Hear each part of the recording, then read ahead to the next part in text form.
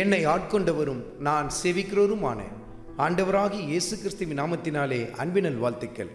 கிறிஸ்து இயேசுவுக்குள் மிகவும் பிரியமான அன்பு சகோதர சகோதரிகளே, சங்கீதத்தின் புத்தகத்தில் 34வது அதிகாரத்தில் 21வது வசனத்தின் கடைசி பகுதியை குறித்து கொண்டு தியானித்து பாருங்கள். நீதிமானை பகைக்கிறவர்கள் குற்றவாளிகள் ஆவார்கள் என்று சொல்லி எழுதப்பட்டிருக்கிறது நீங்கள் பார்க்க முடியும். நீதிமான்களை ஒரு கூட்டம் எப்பொழுதுமே பகைத்து கொண்டு தான் இருக்கும், அவங்களுக்கு விரோதமாக பேசிக்கொண்டு தான் இருக்கும். நம்ம ஆண்டவர் இயேசு கிறிஸ்துவுக்கு உண்மை உத்தவமாக நம்ம நடந்து போகும்பொழுது நமக்கு எதிரிகள் பெருகத்தான் ஆரம்பிப்பாங்க. நாம் சுட்டி காட்டுவோம், இது தப்பு, இது சரி, இப்படி செய்யக்கூடாது, இப்படி பண்ணுறது தான் சரி என்றெல்லாம் சொல்லி நம்ம சுட்டி காட்டுவோம். அதனால் என்ன ஆகும்னா நம்மளை பகைக்க ஆரம்பிப்பாங்க. ஆனால் கர்த்தர் என்ன சொல்லுகிறார்?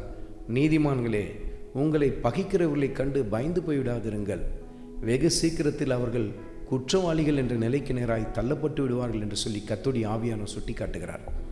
நம்மளை பகைக்கிறாங்க, நமக்கு விரோதமாக செய்கிறாங்கன்னு சொல்லிட்டு நாம் அவங்களுக்கு விரோதமாக எந்த காரியத்தையும் செய்ய வேணாம். நாம் தொடர்ந்து கர்த்தருடைய காரியங்களை முன்னேறி போய்கொண்டே இருப்போம். இன்னும் உண்மையும் உத்தவமாக ஆண்டவர் இயேசு கிறிஸ்துவை பின்பற்றி போய்கொண்டே இருக்க ஆரம்பிப்போம். நம்மை பகைக்கிறவர்கள் வெகு சீக்கிரத்தில் அவர்களே குற்றவாளிகள் என்ற நிலைக்கு நேராய் தள்ளப்பட்டு விடுவார்கள் பாருங்கள். ஆனால் இன்றைக்கு சில பேர் செய்கிறது என்ன? தங்களை நியாயப்படுத்துறதுக்காக அல்லது தங்களுக்கு விரோதமாக மற்றவங்க பேசின பொய்யான காரியங்கள், இந்த காரியங்கள் எல்லாம் இல்லை, நான் இப்படி செய்யலை, நான் அப்படி செய்யலைன்னு சொல்லி போய் விளக்கத்தை கொடுத்து கொண்டே இருப்பாங்க. அருமையான மகனே, அருமையான மகளே, தொடர்ந்து நீதிமானாய் கிறிஸ்து இயேசுவுக்குள் நிலைத்து நிற்க ஆரம்பி.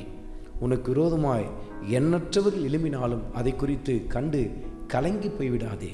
உன்னை பாதுகாப்பதற்காக ஆண்டவர் இயேசு கிறிஸ்து உன்னோடு கூடவே இருக்கிறார். உன்னை குற்றப்படுத்துகிறவர்கள் குற்றவாளிகளாய் மாற்றப்படுவார்கள்.